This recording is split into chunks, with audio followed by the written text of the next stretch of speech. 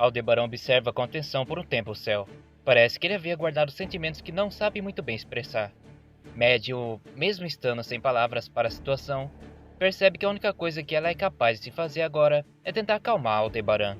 Seus amigos estavam um pouco preocupados com Subaru. O mesmo estava ao mesmo tempo que perdido, também confiante de que precisava algo ser feito. Ele diz a Médio que está tudo bem, e não entende por que Subaru está com o arcebispo da bruxa. Porém, ele diz que Lois é secundário, e que ele precisa recuperar seu irmão. E também, de certa forma, parece que ele quer acabar com Lois. Ele percebe que não pode permitir que seu irmão seja influenciado por ela. Dito isto, temos a visão de Subaru, que estava arrependido por fugir com Lois. Afinal, ele decidiu separar dos seus colegas para arriscar tudo com ela, ainda com a possibilidade dela recobrar suas memórias. Entretanto, era apenas isto que ele poderia fazer naquela situação. Deste modo, ele se preocupava com algo que estava atrapalhando sua fuga: os próprios inimigos da Cidade do Caos. Até mesmo nos telhados das casas, eles vinham atrás deles, o que obrigou Lois a atacar todos quando os via. Porém, Lois não poderia ser parada. Quando ela atacava algum deles, ela não parava de jeito algum. Ela continuava pisoteando sem saber exatamente que aquilo era ruim, quase realmente matando algum morador. Entretanto, os moradores não tinham culpa de serem utilizados por Tanza, e por isso Subaru fez o possível para que ela entendesse essa situação. Olhando para o caos que Lois causou, ele imaginou que é bom não ter aqui a Ren nesse momento. Embora ele sinta saudade de Emilia e de seus amigos, principalmente de Beatrice, se Ren tinha como característica um chifre demoníaco, poderia apenas causar mais caos. Talvez ela indo contra Subaru e Lois, tentando os matar novamente.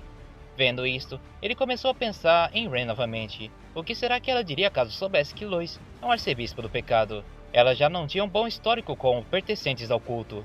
Porém, agora seria ainda pior.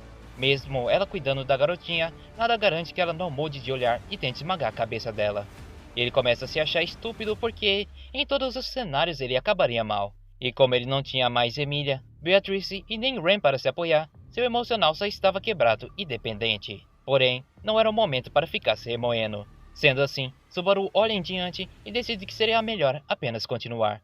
Ele pede para que Lois o leve embora, e antes mesmo de partir, diz para Lois que ele não vai permitir que ela mate mais ninguém. Lois escuta isso, olha para frente e, em silêncio, continua pulando. Subaru e Lois continuam fugindo de todos os caçadores atrás deles. Pulam de um lado para o outro, porém por mais que fujam de um ou outro, sempre vem mais 5 ou 10. Acontece que em algum ponto, todos estavam cercados por homens bestas com chifres. A necessidade de serem homens talvez tinha a ver com o uso da força em si e sua velocidade. Pelo menos, parecia a maior parte em si. De qualquer forma, ele se sentia encurralado cada vez mais, porque quanto mais ele fugia e saía da vista, eles novamente eram avistados, e ao todo, em algum momento, com certeza seriam pegos. E o pior cenário possível acabaria acontecendo, e Lois poderia matar as pessoas, pois seu medo não era de ser pego em si, e sim de Lois se descontrolar e matar seus inimigos sem parar. Principalmente quebrando completamente a sua ideia de ir e vencer o Edo sem necessariamente derrubar uma gota de sangue sequer, tanto aliado quanto inimigo. Por mais que não tenha funcionado inicialmente, ainda assim, poderia ser possível, em danos menores. Contudo, ele decide fugir de modo que se coloque numa melhor posição de escape. Mas, como antes, tudo parecia não estar adiantando, até que em algum momento ele ouve a voz de alguém chamando eles por baixo.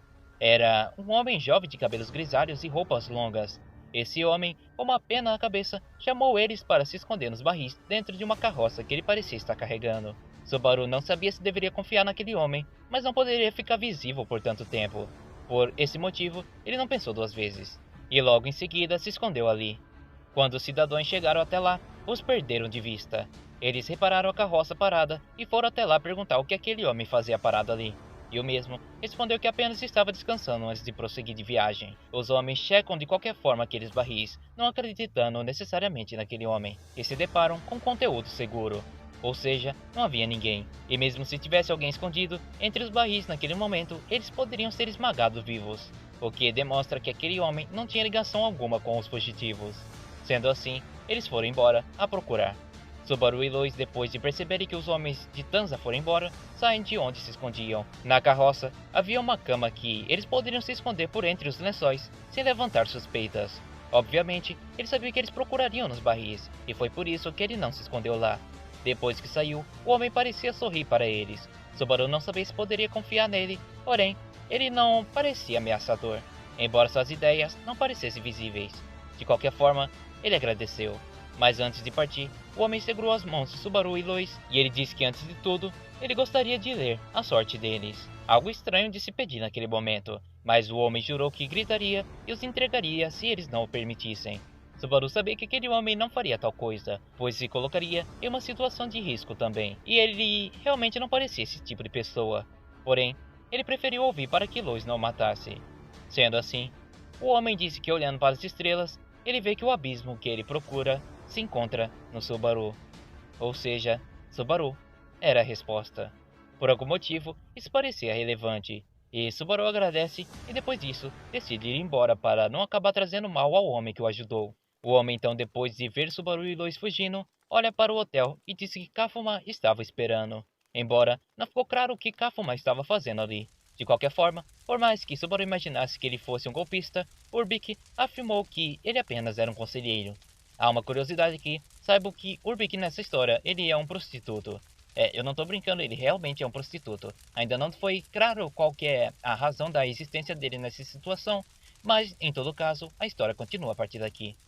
Sendo assim, Subaru, que estava pulando com Lois, diz algo que interessa a ela. Ele afirma que precisa ir para o lugar mais alto que existe em Klausfheim, ou seja, para o cume do castelo de Orna. O motivo dele pensar isso foi dito antes. Quando Subaru foi jogado para cima pelo garoto que estava sendo controlado por Tanza, ele pensou na pista de Orbot. Estarei no abismo com uma boa vista. Uma boa visão é uma boa visão, e o abismo é algo profundo e infinito, e tão escuro quanto o mesmo. Quando ele foi jogado para cima, ele imaginou caindo naquele céu infinito, e entendeu que o abismo com uma bela vista se tratava do céu escuro e estrelado. Por isso, mesmo sendo um chute unilateral, era óbvio qual era o abismo nessa situação. Entendido isso, Lois segura Subaru e bruscamente começa a pular em direção ao castelo. Subaru fica pensativo se isso será fácil ou não, pois é o castelo de Orna afinal de contas, e ele não conhece a extensão de seu controle nesse local. Ela provavelmente não sabe da influência de Tanza, e se for feito, Tanza pode acabar matando eles utilizando da desconfiança de Orna, que nunca viu o garoto e nem mesmo a garota loira. Ao mesmo tempo que pensa mais sobre isso, ele começa a se sentir enjoado. Afinal, ele percebe que subir e balançar faz mal ao seu estômago, e quanto mais alto ele fica pulando com Lois, mais difícil é de respirar. A pressão pode fazer ele perder sua consciência se for alto demais. Por isso, cada vez mais quando ele era levado por Lois, mais a pressão revirava seu estômago. Chegou a um ponto em que ele precisou vomitar no chão de tanto que aquilo fez o mal, e esse foi o único instante do momento em que Lois o soltou. Subaru desenvolveu nesse pequeno tempo a habilidade que ele chama de Domador, onde ele simplesmente faz um movimento de apontar e Lois vai até a direção em que ele mostrava. Por isso, quando ele mostrava para Lois que deveria ir para cima, ela ia para cima. Subaru até fez uma analogia dizendo que Lois era como um cachorro bem treinado. Porém, não era tão simples assim. Mas ele não queria tratar ela como um cachorro. Afinal, um cachorro era mais fofo e Lois era mais preocupante. Por isso, ele apenas disse que com ela só é necessário ter mais cuidado. Contudo, ele avista um homem largato gigante guardando a porta com bastante sono daquele castelo. Para evitar confronto então, Subaru dá ordem para ir direto pelas paredes em volta. Lois o carrega e o leva para longe quando ele avista mais o castelo e se preocupa com Yorna. Afinal, ela era uma general divina, e ao pensar mais sobre isso, ele decide ir com o maior cuidado que ele pode. Basicamente, o maior nível de cuidado que ele tiver. Mas em algum momento, ele ouve uma voz atrás de si. Ele havia sido descoberto, e quando olhou, ali estava Yorna. Ele não sabia como reagir, pois ela surgiu do nada no corredor aonde estavam. Subaru apertou então a mão de Lois com mais força, e Lois olhou para ele. Yorna, por outro lado, parecia achar aquilo fofo. Ela se virou e convidou eles a irem com ela, pois sabia que eles a procuravam. Subaru ficou sem reação com isso, pois não esperava que ela simplesmente se alegraria e convidaria eles. Ele até pensou que seria um tipo de armadilha, porém Lois decidiu seguir, levando Subaru junto. E se Lois não farejou nada, então Yorna tinha boas intenções. Yorna, no caminho, pergunta se Subaru estava procurando por Tanza, o qual diz que sim. Ao mesmo tempo, ela afirma que Tanza infelizmente não estava ali, e que até mesmo ela esperava por seu retorno.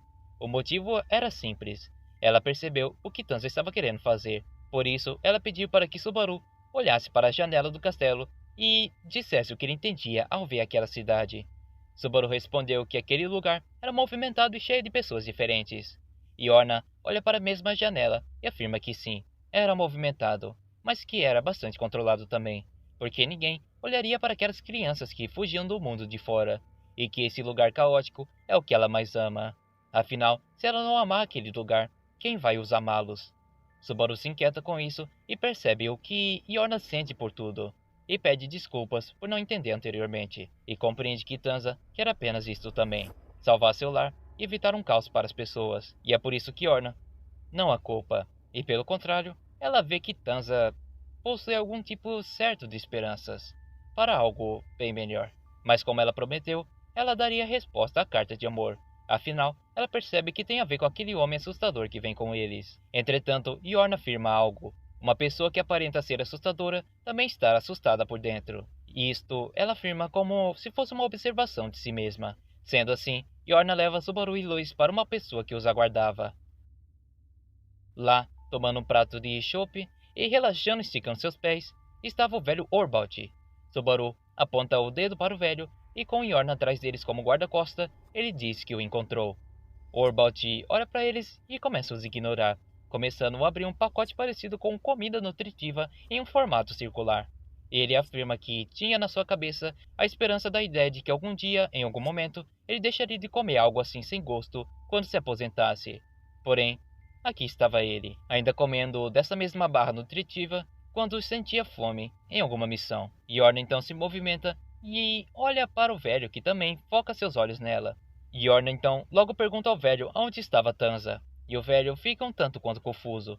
Rindo da situação, ele afirma que ele agora entende o motivo de Yorna, e antes de responder, o velho pergunta se ela estava pronta para ter ele como seu inimigo se fosse necessário. Yorna fica em silêncio e Subaru sente a pressão subir naquele instante. O velho, então satisfeito, responde que não fez nada. Afinal, Tanza não reclamou e nem retrucou. Ela apenas decidiu cooperar com ele. Nesse momento, Yorna parecia irritada, e os dois começaram a trocar algumas palavras um para os outros, dando a entender que uma discussão estava caminhando para uma briga, e logo para um embate. Subaru se afastava ao mesmo tempo em que eles pareciam próximos o suficiente para se enfrentarem. Subaru não imaginava a extensão da ira de Yorna, mas poderia ser facilmente imaginado. De qualquer forma, Orbalt olhou para Subaru e ofereceu algo a ele.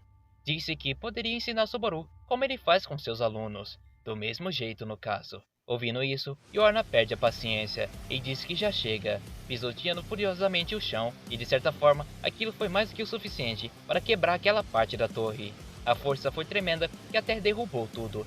Literalmente, a maior parte da torre foi cortada ao meio. Até mesmo Yorna se surpreende com esse modelo que ela fez sem querer. E nos estilhaços havia uma sombra pulando de um lado para o outro. Dessa vez, não era Lois e Subaru, e sim o velho sorridente. No instante em que ele cai, ela inala fumaça roxa, e Orbalt ataca com a sua espada. Porém, a fumaça roxa se espalha e, de certa forma, quebra aquela espada de Orbalt, como se fosse mais resistente do que o próprio concreto. Vendo isso, o velho sorri mais e começa a atacar sem parar, com chutes e tentativas de espalhar fumaça. E quando ele consegue espalhar toda aquela fumaça, Yorna aparece do seu lado, atacando o velho com uma fumaça em direção à sua nuca. Orbalt tira suas kunais e atira na direção de Yorna, mas ela nem sequer se esquiva. A fumaça dura quebra as kunais e lança Orbalt para o fundo, aonde ele utiliza de seus truques para explodir todo o terreno do castelo, jogando Yorna para cima. Ela dá algumas piruetas e quando ele vai olhar para ela, ele atira as kunais novamente. Porém, o castelo joga as telhas na direção das kunais, as impedindo de acertar Yorna. E quando eles tentavam entender se foi sorte ou não, o castelo estava totalmente curado e novinho em folha. Quando Orbalt e Subaru olharam para Yorna, ela castou a de Orbalt, dizendo que apenas talvez, ela tenha feito o casamento de alma com o castelo. Depois desse sorriso caçoador, a luta parece se acalmar.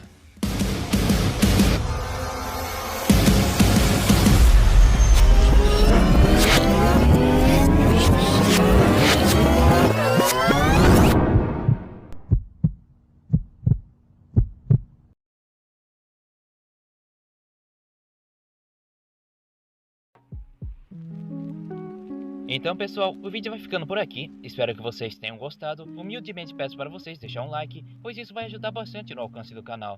E também peço a todos que gostaram do vídeo que se inscrevam para acompanhar mais vídeos como estes.